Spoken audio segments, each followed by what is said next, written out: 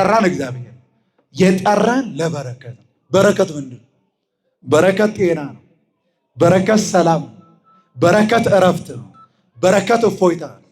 በረከት በእውቀታችን፣ በገንዘባችን፣ በስልጣናችን የማናገኘው ከእግዚአብሔር የሆነ የበረከት ምንጩ ማን ነው? እግዚአብሔር። ስለዚህ ለበረከት ነው ማለት ነው። ወደ እኔ ኑ እኔም አሳርፋችኋለሁ በሚለው። እስኪ ሁላችሁም ይሄንን ቃል በሉ። ወደ እኔ ኑ በሉ። ግድ የላችሁ ወደ እኔ ኑ እኔም አሳርፋችኋለሁ። እስኪ ድገሙልኝ። ወደ እኔ ኑ እኔም አሳርፋችኋለሁ። እስኪ አሁንም ሰልሱት። ወደ እኔ ኑ እኔም አሳርፋችኋለሁ። የማቴዎስ ወንጌል ምዕራፍ 11 ቁጥር 28 ላይ የተመዘገበ የእግዚአብሔር ቃል ነው። የዚህ ጥሪ ጠሪው አምላካችን መድኃኒታችን ኢየሱስ ክርስቶስ ነው። ከቃሉ እንደምትረዱት የጥሪ ድምፅ ነው። አንዳንዴ ርዕሶቹ ተግሳጽ አዘል ይሆናሉ። አንዳንዴ ርዕሶቻችን ምክር አዘል ይሆናሉ። አንዳንዴ ርዕሶቻችን ታሪክ ተኮር ይሆናሉ። አንዳንዴ ርዕሶቻችን እንደዚሁ በነገረ መለኮት ላይ የተመረኮዙ ይሆናሉ። አንዳንዴ ደግሞ ርዕሶቻችን በፍጡራን ላይ ወይም በቅዱሳን ላይ የተመረኮዙ ይሆናሉ።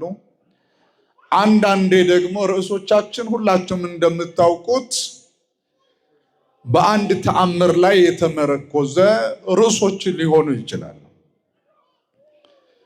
የዛሬው የትምህርታችን ርዕስ ግን የክርስቶስ ቀጥተኛ ጥሪ ነው። ራሱ የቃሉ ባለቤት ክርስቶስ አምላካችን የተናገረው ቃል ነው። ቃሉም ደግሞ የጥሪ ቃል። ትምህርታችን ርዕስ እስኪ አስታውሱኝ ሁላችሁ።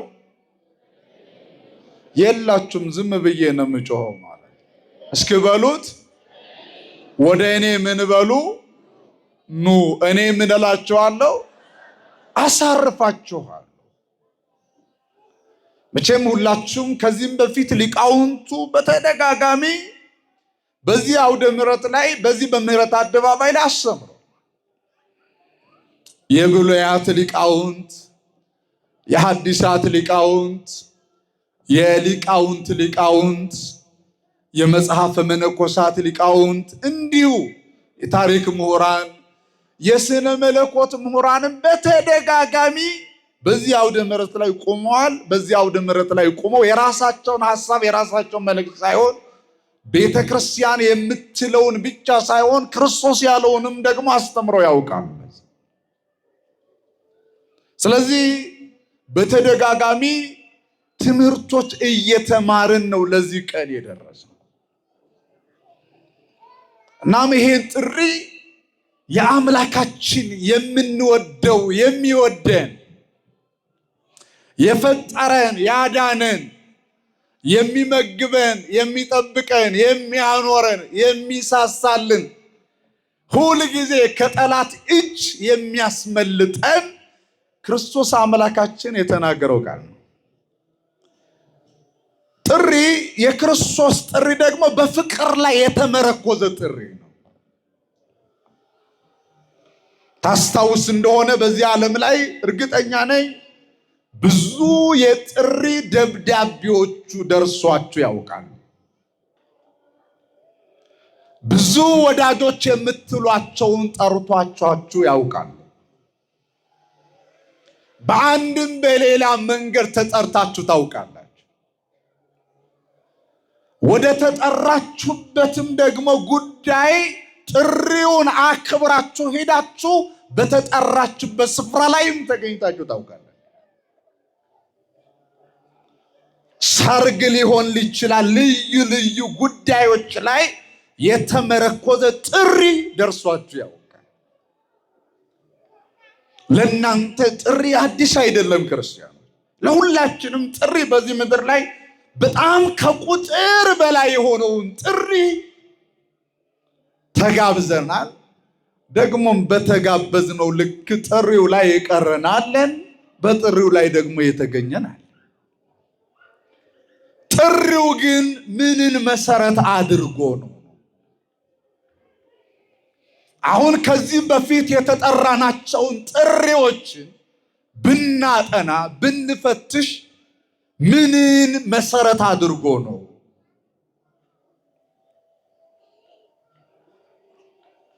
የጥሪዎችስ ዓላማቸው ምን ነበረ?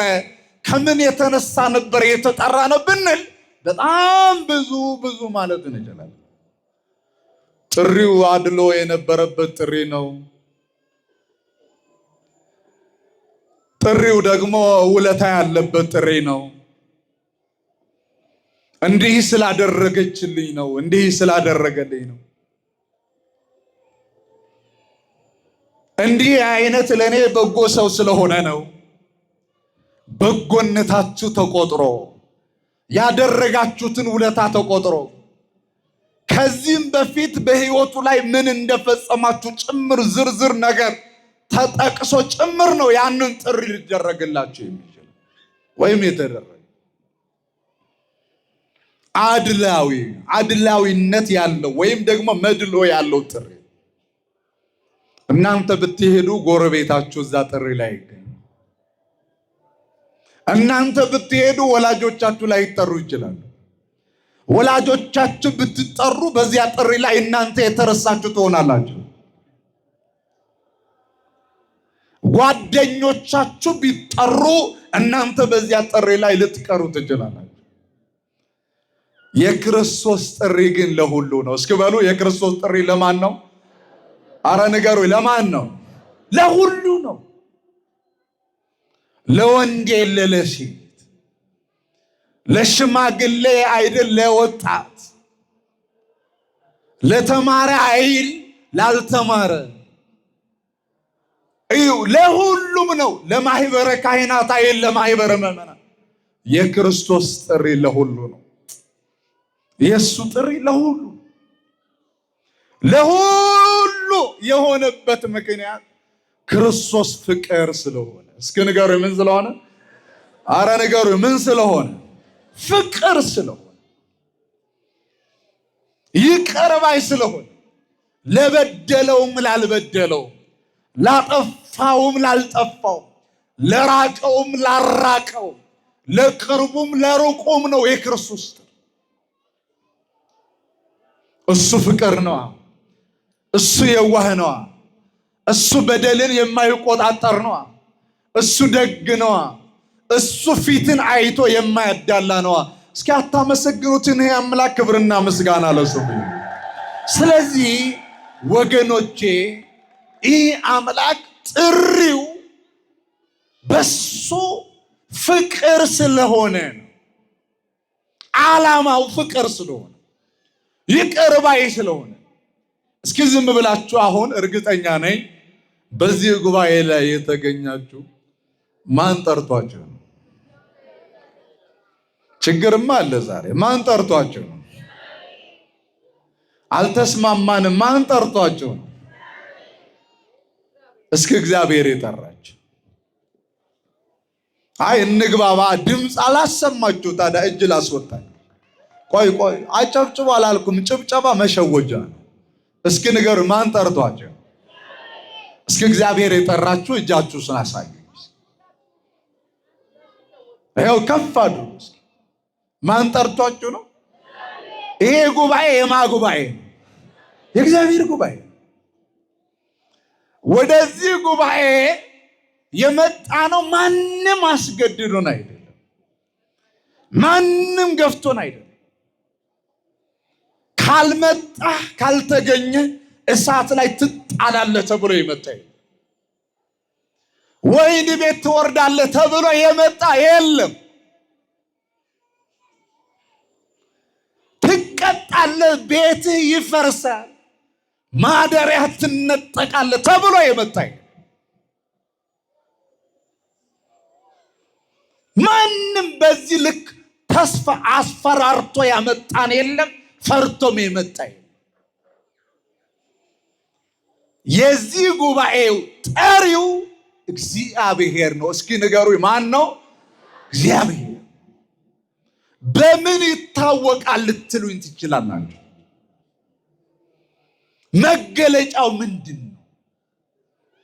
በምን ማወቅ እንችላለን ብትሉ በዚህ ተገኝታችሁ የምታከናውኑትን ተግባር መገለጫው እሱ። ለምሳሌ በዚህ ጉባኤ የተገኘ ነው ማንን ለመስማት ነው? ንገሩኝ እንጂ ማንን ለመስማት ነው? መምህር ኤርሚያስን ለመስማት አልመጣችሁ። አባ እገሌን ለመስማት አልመጣችሁ። የመጣ ነው እግዚአብሔርን ለመስማት ነው። ማንን ልታመሰግን መጣችሁ? ንገሩኛ፣ ማንን ልታመሰግን መጣችሁ? ስለዚህ ወገኖቼ ጠሪያችሁ እግዚአብሔር፣ ምንም ጥርጥር የለው። ጠሪያችሁ እግዚአብሔር። ወደዚህ ጉባኤ፣ ወደዚህ ህብረት፣ ወደዚህ ማህበር፣ ወደዚህ አንድነት እንድትቀላቀሉ ያደረገ ምሽታችሁ በዚህ በረከት ምሽት እንድታመሹ ያደረገ አንደበታችሁ በጎ በሚናገርበት መቅደስ ላይ አንደበታችሁ በጎ ቃል በሚያወጣበት ጆሮአችሁም በጎ ነገር በሚሰማበት መቅደስ እንድታመሹ የጠራችሁ እግዚአብሔር፣ ምንም ጥርጥር የለው። ቅድም እንደነገርኳችሁ በምን እናውቃለን ቢሉ በዚህ መጥተን የምናከናውነው ተግባር ይገልጠዋል። የምንሰማው እግዚአብሔር ነው፣ የምናመሰግነው እግዚአብሔር። አሁን ዋናው ነጥቤ እንዳረሳ፣ አሁን የጠራን እግዚአብሔር መሆኑ አሁን ይሄንን ስንረዳ በምን እንደ ሰውኛ ቢሆን ኖሮ እኔና እናንተ እንጠራ ነበር። ይሄ ቤት የሰው ቤት ቢሆን፣ ይሄ ቤት የአንድ ባለጸጋ ቤት ቢሆን ኖሮ፣ ይሄ ቤት የአንድ ስልጣን ላይ ያለ ሰው ቤት ቢሆን ኖሮ በዚህ ቤት ማምሸት እንችላለን ወይ? እርግጠኛ ነኝ ወገኖቼ፣ አይደለም ይሄን ያክል ቁጥር ያለው ህዝብ ይቅርና በፍጹም ለዚያ ቤትም አትገቡም ተብለን እንገፋ ነበር። ያውም በደላችን ሳይታወቅ ሳይገለጥ፣ ኃጢአታችን ሳይታወቅ ሳይገለጥ፣ ጥፋት ሳይኖርብን፣ እግዚአብሔር ግን ጥፋታችን እያወቀ በደላችንም እያወቀ አመፀኝነታችን እያወቀ በይቅርታ ሸፍኖ በፍቅር ስቦ በፊት ለፊቱ በሞገስ አቆመ። ምን አይነት አምላክ ነው! ስለዚህ ወገኖቼ ሁል ጊዜ እግዚአብሔር ትላንትናም ይጣራል፣ ዛሬም ይጣራል፣ ነገም ይጣራል።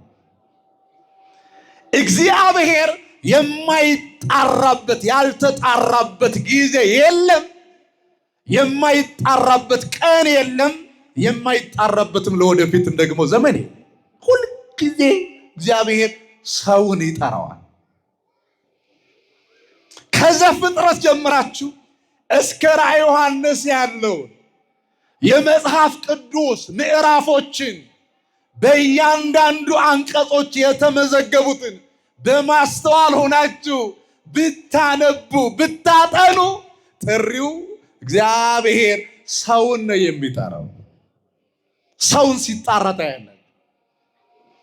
ሰውን ና ሲለው፣ ሰውን ወደ እኔ ቅረብ ሲለው በነቢያት አንደበት ላይ ተገልጦ የነቢያትን አንደበቱ አድርጎ የመላእክትን አንደበት አንደበቱ አድርጎ የሐዋርያትን አንደበት አንደበቱ አድርጎ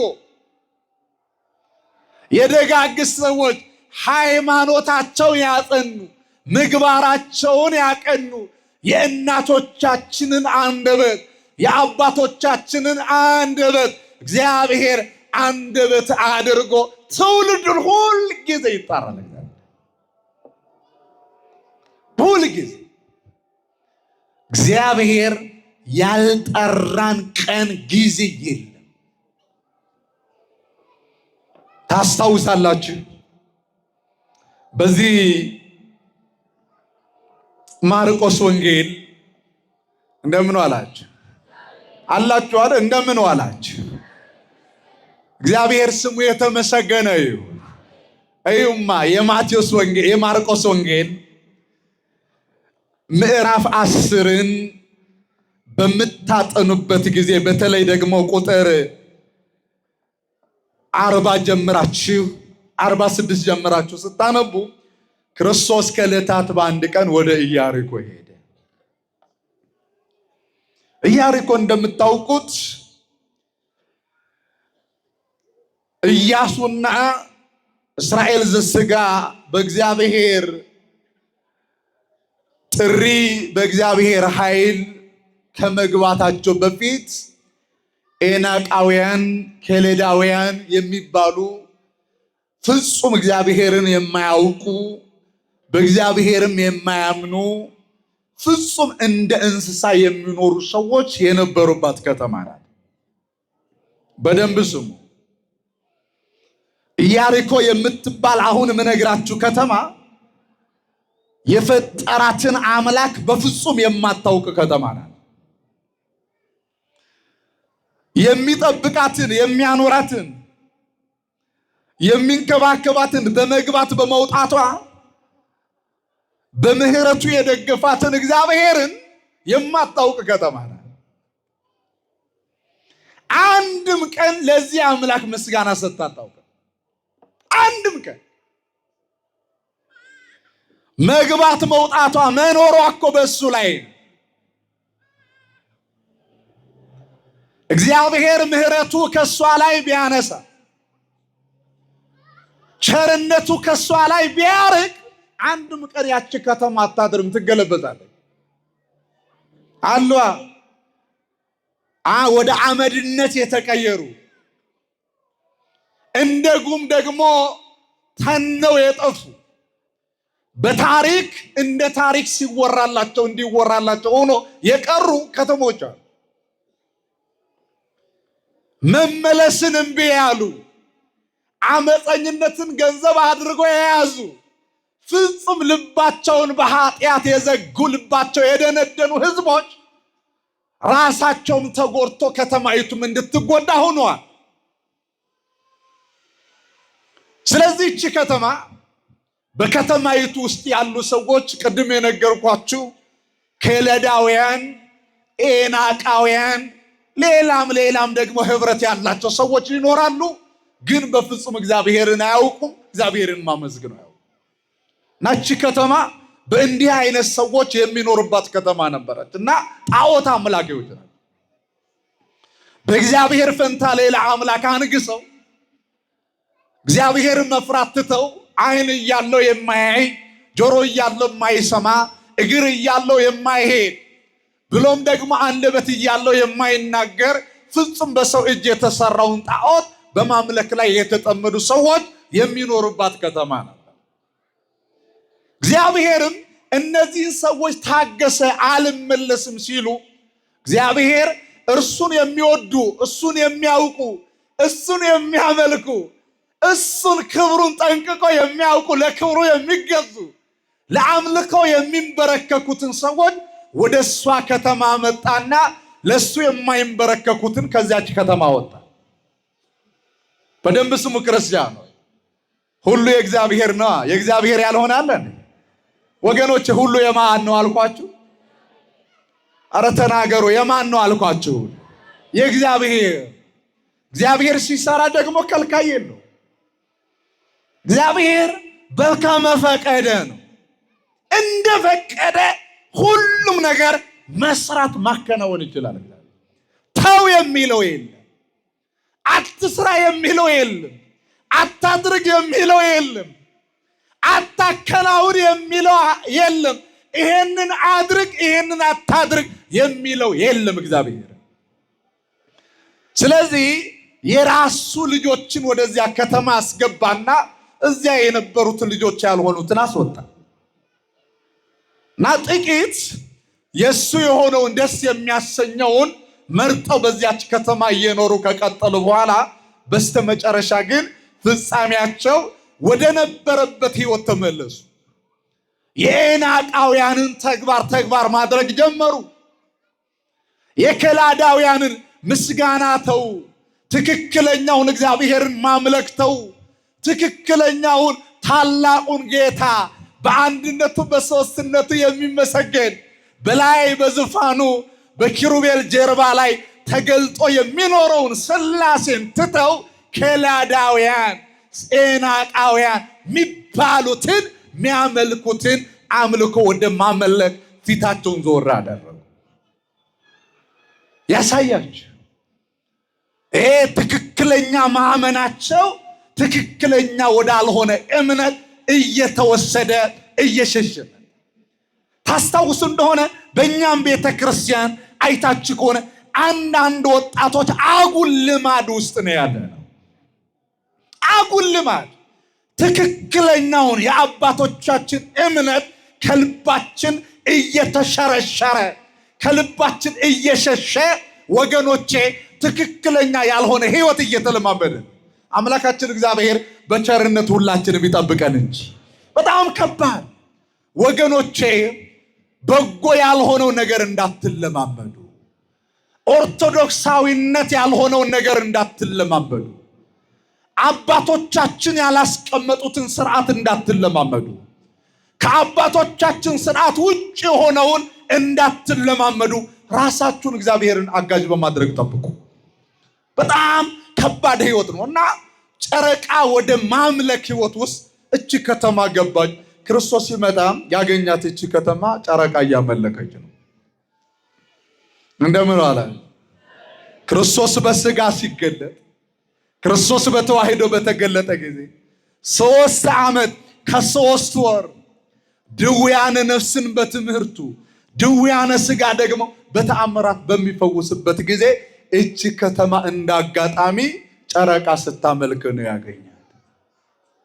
ባዕድ አምልኮ በማምለክ ደግሞ ወገኖች የሚመጣ ቅስፈት አለ፣ የሚመጣ መዓት አለ።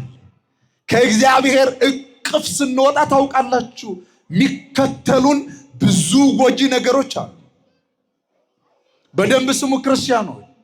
እግዚአብሔር ከኛ ሲለይ እኛም ከእግዚአብሔር የተለየን ለታ ብዙ መከራዎች ወደ ህይወታችን ይጎርፋሉ። እረኛ የለንማ፣ ጠባቂ የለንማ፣ አጋዥ የለንማ፣ አዳኝ የለንማ፣ ዋስትና የለንማ፣ ተውባ የለንማ፣ ሚከላከልልን ጋሻ የሚሆነን አባት የለንማ።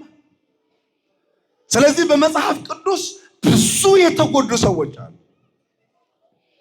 ከእግዚአብሔር ሸሽተው ተግባራቸውን ኃጢአት አድርገው ተግባራቸውን በደል አድርገው ከእግዚአብሔር ሕግ ርቆ የነበሩ ሰዎች በብዙ ተጎድተዋል። በብዙ ተጎድተዋል።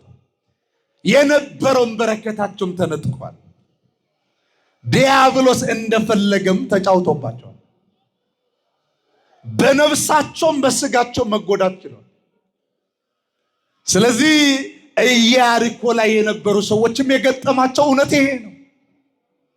በነፍሳቸውና በስጋቸው የተጎዱ ነበሩ። በደንብ ስሙ ክርስቲያኖች። ታሪኩን እንዳይሰፋ ቀጥታ ታሪኩን ስነግራችሁ ክርስቶስ በተገለጠበት ጊዜ ወደዚያች ከተማ ሲገባ አብዛኛው ከጤነኛው ይልቅ ህመምተኛው ይበዛ ነበር። እንደምን ዋላችሁ? ከቃሉ ጋር ናችሁ? እየሰማችሁ ነው? እግዚአብሔር ጸሎታችሁን ይስማችሁ። እዩማ በደንብ ስሙ።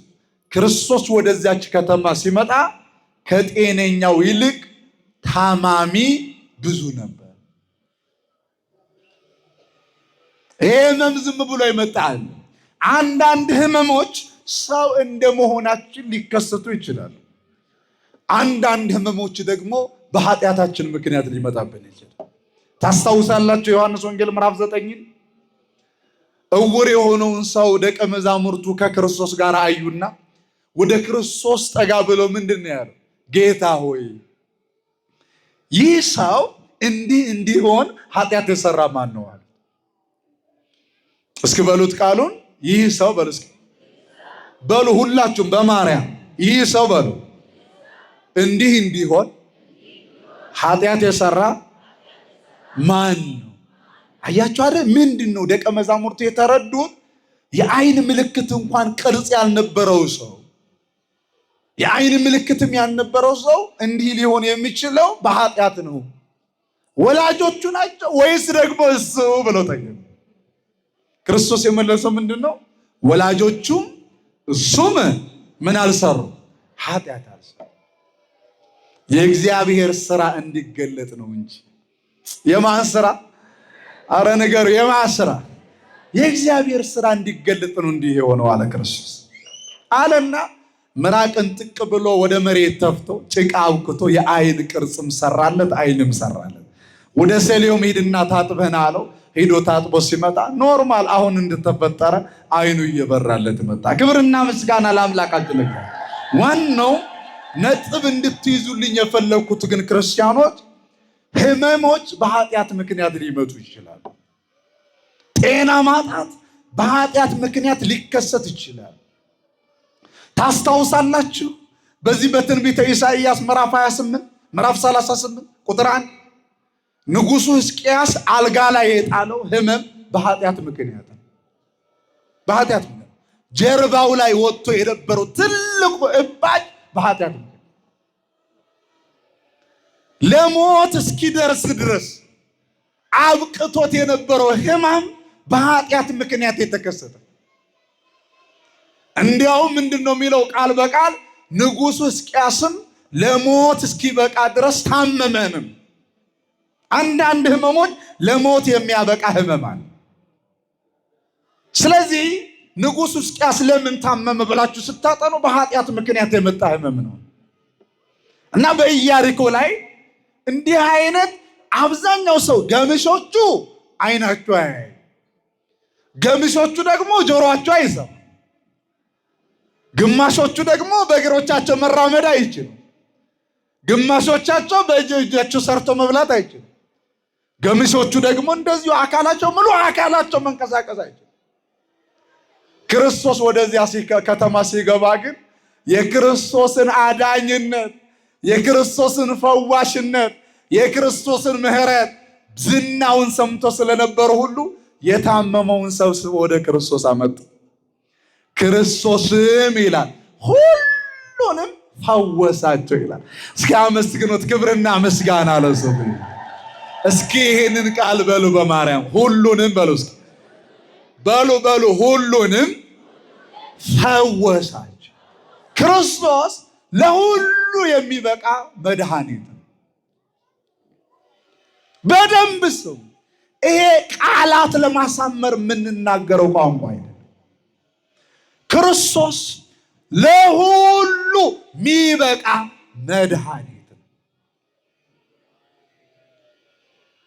ወገኖች መድኃኒቱ ይዳረስ ይሆን የሚባልበት አይደለም። ለመዳን የመጡ ሁሉ ይድናሉ።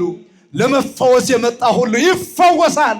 ወገኖቼ ቀና ለማለት የመጣ ሁሉ ቀና ይላል። ቁስለኛ ሁሉ ከቁስሉ ይድናል። የተሰበረ ሁሉ ይጠገናል። ሲያመስግኑት ይሄንን ጌታ ክብር ምስጋና ይሉ። አይዟች የሚያልቅ መድኃኒት አይደለም እሱ። እጥረት የሚያጋጥም መድኃኒትነት ያለው አይደለም እሱ። ገምሱን ፈውሶ ግማሱን ደግሞ የማይፈውስ መድኃኒትነት ያለው አምላክ አይደለም እሱ። ሁሉንም አምኖ ለመጣ ይፈውሰኛል ብሎ ለመጣ ካቀረቀርኩበት ቀና ያደርገኛል ብሎ ለመጣ እንባዬ ያብስልኛል ብሎ ለመጣ ስብራቴን ይጠግነዋል ብሎ ለመጣ ከደቀቁበት መልቀቅ ያድነኛል ብሎ ለመጣ ሁሉ እሱ መድኃኒት ነው። አመስግኑት ይሄንን ጌታ። ክብር ምስጋና ይሁንና ሁሉንም ፈወሰ። ሁሉ ፈውሶ ሲወጣ ዋናውን ታሪክ ሲወጣ ዋናው ከከተማ ውጪ አንድ አደባባይ ላይ ሲደርስ አንድ ጩኸት ተሰማ። ምን የሚል ነው? የዳዊት ልጅ ሆይ ማረኝ በሉ እንጂ። እናንተ ትወቀሳላችሁ። በነገራችን ላይ መወቀስ ካለባችሁ የዚህ ደብር ምዕመናን ነው መወቀስ ያለባችሁ። ለምን ብትሉ ሁሌ ወንጌል ነው እዚህ አይደል? በአዲስ አበባ አድባራትና ገዳማት የሌለ እዚህ አለ አይደል? ስለዚህ ድምጻችሁ ቀስቀስ ካለ ሁሉም እንደ ከዘፍጥረት እስከ ራዕየ ዮሐንስ እኮ ቃሉን ሽምድድ ማድረግ አለባችሁ እኮ እናንተ። በደንብ ነው እየተመገባችሁ ያላችሁ፣ በደንብ ነው። እዚህ ማይመጣ ዘማሪ የለም፣ እዚህ ማይመጣ ሰባኪ፣ እዚህ ማይመጣ ብፁዕ ሊቀ ጳጳስ የለም። ስለዚህ መናገር ነው፣ ነቃ ማለት ነው። እስኪ የዳዊት ልጅ ሆይ በሉ። አልሰማኋችሁም? መሆኑም የዳዊት ልጅ ሆይ ምን በለኝ የሚል ድምፅ ተሰማ። ስራው እኮ አጠናቋል፣ ሁሉ ተፈውሷል። አሁን መዝሙር ነው። በመዝሙር መሃል ግን አንድ ድምፅ ተሰማ። ምን ሚል? አረ ነገር ምን ሚል? አሁን እኮ ከፊት የሚቀድሙትም የሚከተሉትም ሆሳዕና በአርያም እያሉ ሆሳዕና ለወልደ ዳዊት እያሉ እኮ ነው። የዳዊት ልጅ መድኃኒት መባል ይገባዋል፣ በአርያምም መድኃኒት መባል ይገባዋል እያሉ እኮ ነው። በዚህ መሃል ግን ምን የሚል ድምፅ ተሰማ? በማርያም ምን የሚል ድምፅ ተሰማ? የዳዊት ልጅ ሆይ ማረኝ። ምስጋና ላይ የተቀላቀለ የተማህፀኑ ድምፅ ተሰማ። አመስጋኞቹ ከለከሉት። ኧረ ተው፣ ብዙ ሲፈውስ ነው የቆየውና ተው፣ አትጩ፣ ደክሞታል። እሱ ግን አብዝቶ ምን አለ? ንገሩኝ፣ አብዝቶ ምን አለ? ያውቃል። አብዝቶ ወደ ክርስቶስ በመቅረብ አብዝቶ በክርስቶስ ፊት ልመና በማብዛት አብዝቶ ወደ ክርስቶስ ካልባረከኝ አለቅህም በማለት ድምፅን ማሰማት ክርስቶስን የማያሰለች ክርስቶስ የበለጠውን ዘንበል እንዲል የሚያደርግ እንደሆነ ያውቃል። ለነሱ እንደራራህ ለኔ መራራልኝ፣ እነሱን እንዳዳንክ እኔንም አድነኝ፣ እነሱን እንደፈወስክ እኔንም ፈውሰኝ እያለ ጮኸ። ክርስቶስ ጥቂት ካለፈ በኋላ ቆመና ያን ሰው ጥሩልኝ አለ። እስኪ ቃሉን በሉ። በማርያም ያን ሰው ምን በሉልኛል? ጥሩልኛል። ከልካዮች፣ አትጩህ ባዮች፣ ደክሞታል ባዮች፣ ተስፋ የሚያስቆርጥ ድምፅ ያሰሙትን ሰዎችን ክርስቶስ አለ ያን ሰው ጥሩልኝ።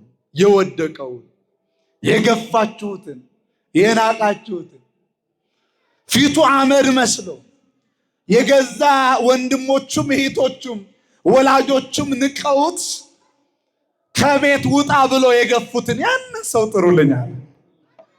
ወገኖቼ በህይወታችሁ ስትኖር፣ በተለይ እዚህ ጉባኤ ላይ ያላችሁ አባቶቼ፣ እናቶቼ፣ ወንድሞቼ፣ እህቶቼ የማይጸየፋችሁ አምላክ እንዳለላችሁ እንዳትረሱ።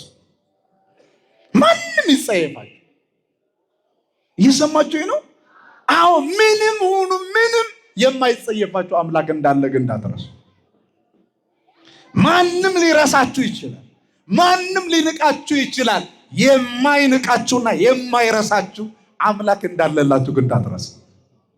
ደግሞ ፍጡር ረሳን አልሰረሳን፣ ጠላኝ አልጠላኝ ምን አገባኝ፣ ክርስቶስ ወዶኛል፣ ክርስቶስ የሱ አድርጎኛል።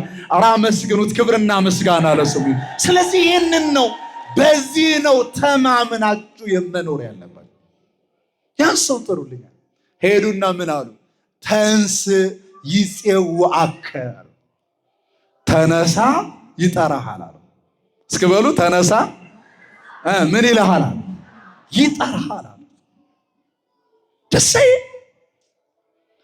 ይሄንን ታሪክ ያነሳሁበት ትልቁ ምስጢር የትምህርታችን ርዕስ ወደ እኔ ኑ፣ እኔ ምን እላችኋለሁ ነው? አሳርፋችኋለሁ ነው። ከርዕሳችን እንዳንወጣ ክርስቶስ ኖረንም አልኖረንም፣ ቆምንም ወደቅንም፣ ተሰደድንም ተረጋጋንም፣ ሰው ኖረንም አልኖረንም ማን ይጠራናል? ንገሩኝ እንጂ ማን ይጠራናል? እግዚአብሔር ይጠራናል። እና ለምንድን ነው የሚጠራን? ጥቂት አሁን የመጣችሁ በደንብ መረዳት አለባችሁ። እዚህ ጉባኤ ላይ ያላችሁ ፎቶ ለመነሳት አይደለም የመጣው፣ ከሰዎች ጋር ለመገናኘት አይደለም እዚህ ጉባኤ ላይ የተገኘ። ጠሪው እግዚአብሔር ነው። ለዓላማ ነው የጠራ። ዓላማው የመጀመሪያው ሊያድነን ነው የጠራ። እስኪ ንገሩ፣ ምን ሊለን ነው የጠራ? ንገሩኝ፣ ምን ሊለን ነው የጠራ? ሊያድነን ነው የጠራ። አሁን የጠቀስኩላችሁን ታሪክ እዚሁ ላይ ይሄ አይኑ የማያየውን ሰው ተነሳ ይጠራሃል ከተባለ የክርስቶስ ጥሪ ሲደርስለት እየሮጠ ወደ ክርስቶስ ሲሄድ በትርጓሜያችን ላይ የተቀመጠ እውነት አለ። መተው ያለበትን ትቶ መያዝ ያለበትን ይዞ ነው የሄደው። አሁን በደንብ ተረዱ ክርስቲያን።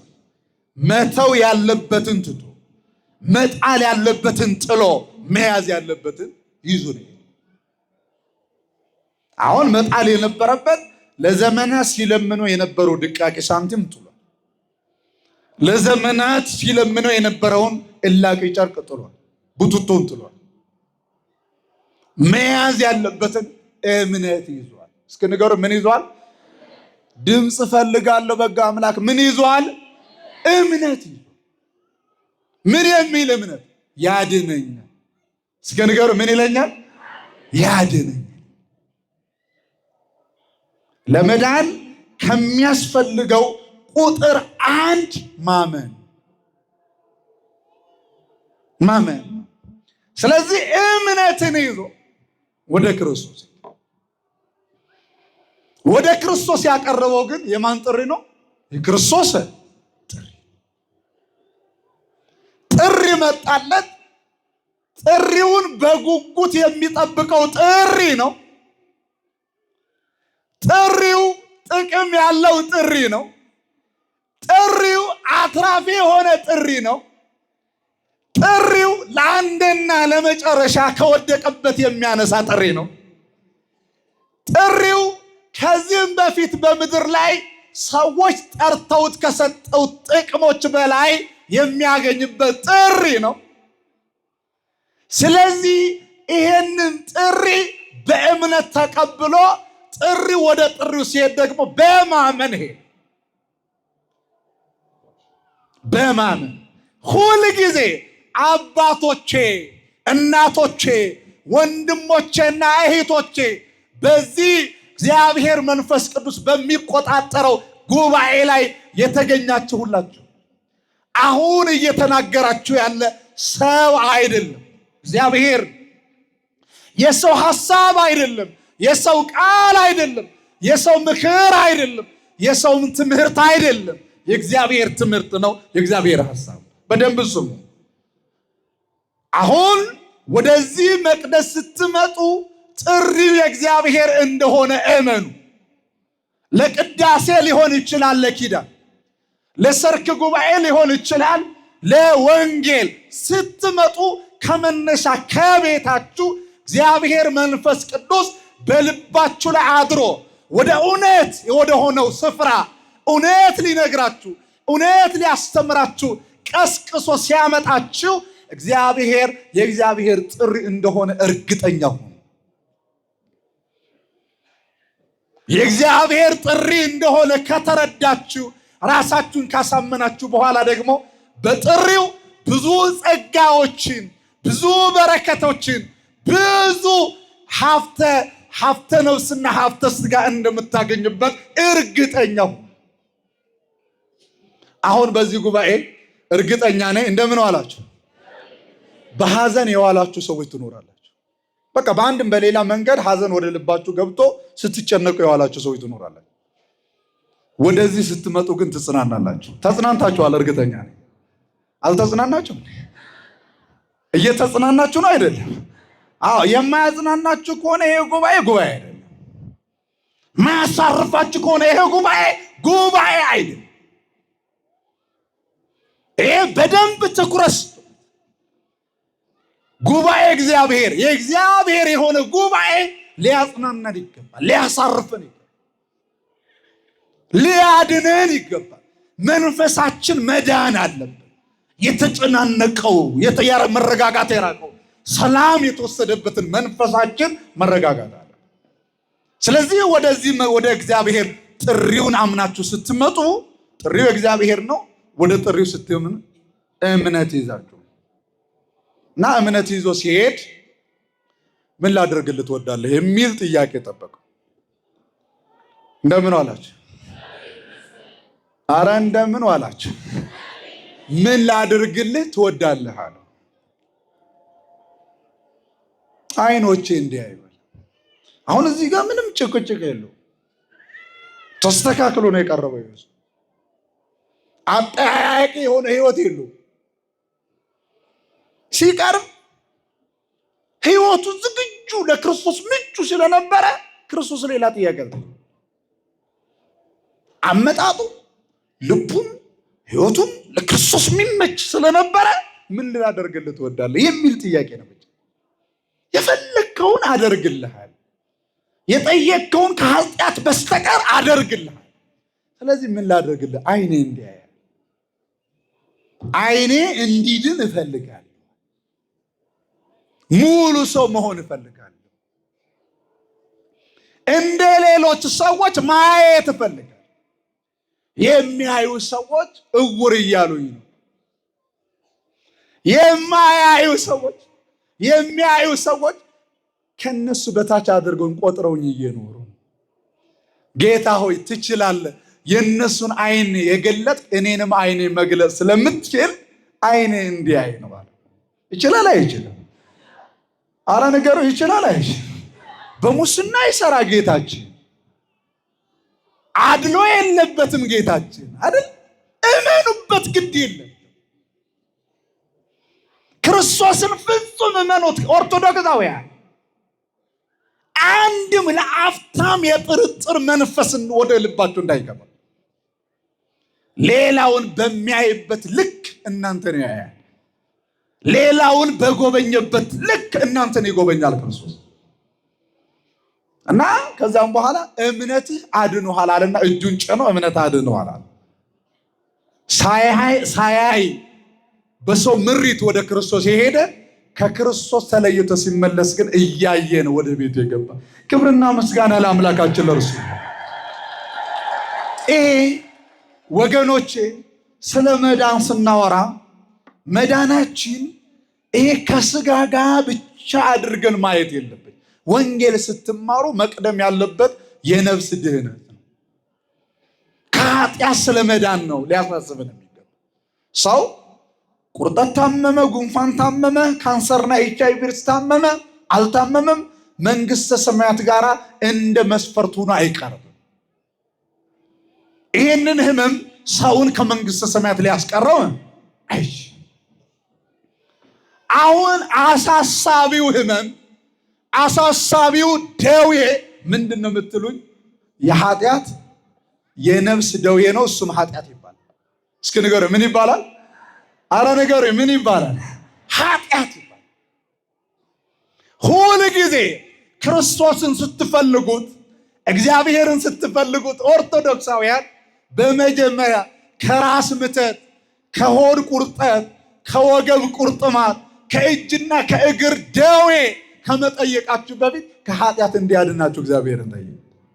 እየሰማችሁ ነው አይደል? ምክንያቱም ኃጢአት የሚባለው ደዌ፣ በደል የሚባለው ደዌ ከመንግስተ ሰማያት የሚያስቀርን ደዌ ነው። ከዚህ ደዌ ደግሞ ማን ያድናል? ክርስቶስ ያድናል። ያድናል አይደል? እስኪ እንዴት እንደሚያድን አንድ የመጽሐፍ ቅዱስ ክፍል ልጠቁማችሁ። ሰዓታችንም እየሄደ ስለሆነ አጠናቀቃለሁ ትምህርት እንዳላበዛ። በዚህ በዮሐንስ ወንጌል ቃል በቃል ላንብብላችሁ። ምዕራፍ 8ን ስታነቡ ኢየሱስ ክርስቶስ ወደ ደብረ ዘይት ሄደ።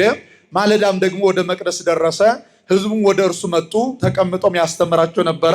ጻፎችና ፈሪሳውያን በምንዝር የተያዘችን ሴት በምን የተያዘችን በሉ በምን የተያዘችን በምንዝር የተያዘችን ሴት ወደ እርሱ አመጡና በመካከል እርሷን አቆመው መምህር ሆይ እቺ ሴት ስታመነዝር ተገኝታ ተያዘች። ሙሴ እንደነዚህ ያሉትን እንዲወገሩ በሕግ አዘዘን። አንተ ስለ እርሷ ምን ትላለህ አሉት። አሁን እንድትገደል ሙሴ በመጽሐፉ ምን ብሏል? ጽፏል። አሁን እዚህ ላይ ትርጓሜ ምንድነው የሚለን? ምንድነው? ክርስቶስን ምክንያት ይፈልጉበት ስለነበረ ትገደል ካለ ነፍሰ ገዳይ ነው፣ ደግሞ አትገደል ካለ ደግሞ የሙሴ መጻሕፍትን አይቀበልም ብሎ ሊከሱት ነው የነሱ ጥያቄ። ግን ክርስቶስ የልባቸውን አውቆ የሚከሱበትም እንዲያገኙ ሊፈትኑ ይሄንንም አሉ። ኢየሱስ ግን ጎንበስ ብሎ በጣቱ ምድር ላይ ጻፈ። መላልሶም በጠየቁት ጊዜ ቀና ብሎ ከእናንተ ኃጢአት የሌለበት አለ። ምን የሌለበትን? በሉ ምን የሌለበትን? ኃጢአት የሌለበትን አስቀድሞ በድንጋይ ይውገራታል፣ ይግደላታል። ምን የሌለበት ግን መሆን አለበት? ንገሩኝ። ምን የሌለበት ግን መሆን አለበት? ግዴታ እሷን ለመግደል እሷ ላይ ድንጋይ አንስቶ ለመወርወር ምን የሌለበት መሆን አለበት? ኃጢአት የሌለበት መሆን አለበት አለና ከዚያን በኋላ ጎንበስ ብሎ በጣቱ ላይ በምድር ላይ ጻፈ። እንደገና የሚጽፈው ኃጢአትን የእሷንም የተከሳሿም የከሳሾች። ምክንያቱም እሱ ሁሉን ያውቃል። አሁን ለምሳሌ እርግጠኛ ነኝ እናንተ እዚህ ጉባኤ ላይ ያላችሁ እኔን አታውቁኝም፣ እናንተንም እኔም እናንተን አላውቃችሁ። እኔንም እናንተንም የሚያውቅ ማን ነው? ንገሩኝ። ማን ያውቃል? ምንም መሸፈን አይቻልም። ድንገት እናንተ ለእኔ ልትሸፈኑ ትችላላችሁ። እኔም ለእናንተ ኃጢአቴን በምንም አድርጌ ሊሸፋፈን እችላለሁ። ግን የእኔም የእናንተም ግን በእግዚአብሔር ግን ፊት መሸፈን ይቻላል? አይቻልም። ጎንበስ ብሎ ሲጽፍ እነሱም ይህን ሲሰሙ ሕሊናቸው ወቀሳቸውና ከሽማግሌዎች ጀምሮ እስከ ኋለኞቹ አንድ ስንኳ እያሉ ወጡ። ኢየሱስም ብቻውን ቀረ፣ ሴቲቱም በመካከል ቆማ ቀረች። ከዚያም በኋላ እርሷም ጌታ ሆይ፣ ከዚያን ኢየሱስ ክርስቶስ ከሴቱ በቀር ማንም ባላየ ጊዜ አንቺ ሴት እነዚያ ከሳሾችሽ ወዴት አሉ? የፈረደብሽ የለምን? አላት። እርሷም ጌታ ሆይ አንድ ስንኳ አለች። ኢየሱስም እኔም አልፈርድብሽም። እኔ ምን አልልብሽም? በሏ ምን አልልብሽም? ኃጢአት ሰርተሻል፣ በድለሻል፣ አጥፍተሻል። አላጠፋሽም ማለት አይደለም። እዚህ ላይ ኃጢአት አልሰራሽም አይደለም። ግን ምን አልልብሽም? አልፈርድብሽም ማለት ሂጂ፣ ከአሁኑ ጀምሮ ግን ደግመሽ ኃጢአት አትስሪ። ምን ማለት ነው?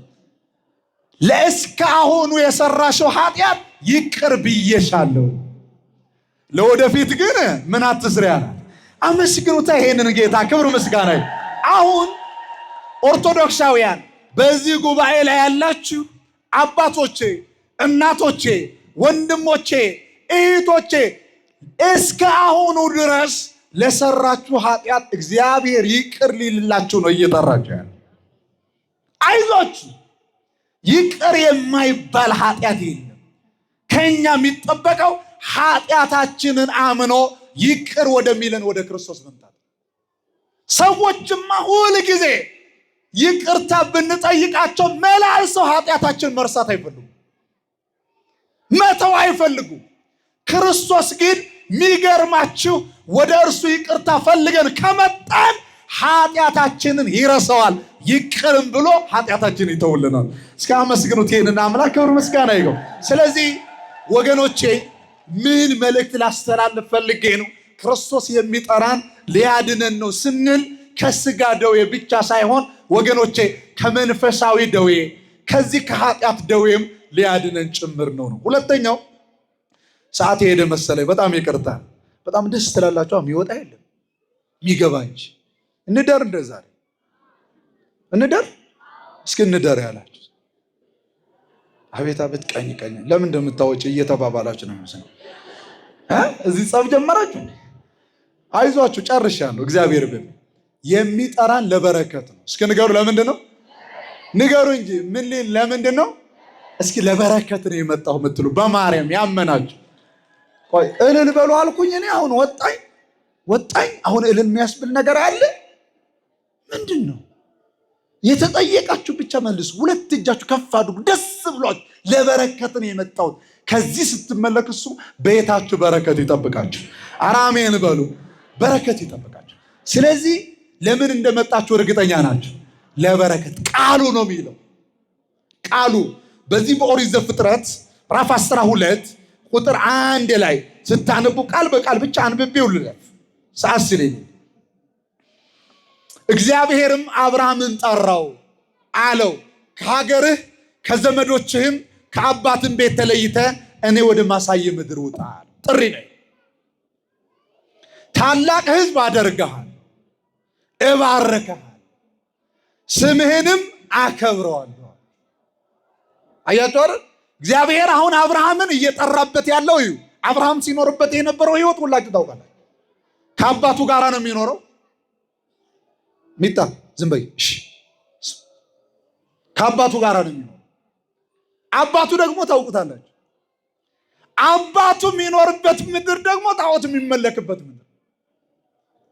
ስለዚህ አባቱ ደግሞ ጣዖት አዘጋጅ። እግዚአብሔር አብርሃም እንዲለይለት ስለፈለገ አብርሃምን ጠራው። 3 ነገሮች በጣም ከባባድ። በነገራችን ላይ አብርሃም ርዕሰ ባህታውያን ይባላል። አብርሃም ርዕሰ መነኮሳት ነው። አብርሃም ርዕሰ መናንያን፣ የመናንያን አባት ነው። የባህታውያንም አባት ነው። በጣም ለምን መሰላችሁ? የመጀመሪያው ከዘመዶችህ ነው። ዘመድ መተው ከባድ ነው። ሁለተኛ ደግሞ ከወላጆችህ ነው። ሶስተኛ ከሀገር መተው፣ ዘመድ መተው፣ ወላጅ መተው ስለ እግዚአብሔር ብሎ በጣም ከባድ ነው። አሁን እኔና እናንተ ስለ እግዚአብሔር ብላችሁ እነዚህ 3 ነገሮች ተው ብንባል አንድም ሰው እዚህ መቅደስ ላይ አይገኝም። አንድ ሰው አይገኝም። እርግጠኛ ነኝ። አይደለም 3 ይቅሩና ከ3ቱ አንዱ ጥያቄ እንኳን እግዚአብሔር ቢያቀርብልን እርግጠኛ ነኝ አብዛኞቻችን ወዳቂ ነን በዚህ ፈተና። እንደምን ዋላችሁ? አብርሃም ከባባድ ፈተና ነው የቀረበለት። ከነዚህ ተለይተ ውጣ። ውጣ ብቻ ሳይሆን ቃል ኪዳን ገባለት። ምንድን ነው ያለው? የመጀመሪያው ታላቅ ሕዝብ አደርግሃለሁ። ምን አይነት ሕዝብ አደርግሃለሁ? ታላቅ ሕዝብ አደርግሃለሁ። ሁለተኛ እባርክሃለሁ። ከወጣህ ከተለየህ እኔ ወደ ማሳየ ምድር የምትወጣ ከሆነ እባርክሃለሁ፣ ታላቅ ሕዝብ አደርግሃለሁ፣ ስምህንም አከብረዋለሁ። ምንህን አከብረዋለሁ? የመጨረሻው ደግሞ ለበረከት ሁን። እስኪ በሉ ይሄንን ቃል ለምን ሁኑ ነው? ለበረከት። ወገኖቼ ይህ ቤት የእግዚአብሔር ቤት ነው። ይህ ጉባኤ የእግዚአብሔር ጉባኤ። ወደዚህ ሶስተኛው ነው የመጨረሻው ሊያሳርፈን። ባጭሩ ነግራችሁ ጨርሻለሁ። ለምንድን ነው የጠራን? ንገሩ እንጂ ምን ሊያደርገን? ሊያሳርፍ። እረፍት ምንድን ነው? አሁን እናንተ እርግጠኛ ነኝ ስለ እረፍት ለእናንተ መናገር አያስፈልግም። አንድ ሸክም የተሸከመ ሰው፣ ሸክም ተሸክማችሁ የምታውቁ ሰዎች ታውቃላችሁ። ለምሳሌ 50 ኪሎ ሊሆን ይችላል፣ 30 ኪሎ፣ 2 ኪሎ ሜትርም 3 ኪሎ ሜትርም ተሸክማችሁ የተጓዛችሁ ሰዎች ትኖራላችሁ። ይበልጡ ለእናንተ ግልጥ ነው። ይሄ ያንን ተሸክማችሁ ስትጓዙ የነበረውን ሸክም ከላያችሁ ላይ በሚወርድበት ጊዜ ምን ይሰማቸዋል? በሉ እንጂ ምን ይሰማቸዋል? እረፍት ይሰማቸዋል። አሁን በዚህ ጉባኤ ላይ ያለው እኔንም ጨምሮ ሸክማችን አይነቱ ሊለያይ ይችላል። ብዛቱም መብዛት ማነሱም መጠኑም ሊለያይ ይችላል። ግን ምንድነው? ንገሩኝ፣ ምንድነው ሸክም? መጠኑ ቢለያይ አይነቱ ቢለያይም ከተለያየ አይነት ያለው ሸክም ከተለያየ መጠን ካለው ሸክም የሚያሳርፈን ማን ነው? ንገሩ እንጂ የሚያሳርፈን ማን? እስኪ እግዚአብሔር ነው የምትሉ እጃችሁን አውጡ። እግዚአብሔር ነው አመስግኑት። ይሄንን አምላክ ክብር ምስጋና። ይሄ ከዚህ አሁን ከነገርኳችሁ በተለይ ዕውቀት፣ ጥበብ፣ ገንዘብ፣ ስልጣን፣ ቤተሰብ፣ ጉልበት፣ ጡንቻ፣ ደረት ምንላቸው ብዙ ነገሮች እነሱ በፍጹም አያሳርፈን። የሚያሳርፈን ማ ብቻ ነው? ኧረ ማ ብቻ ነው?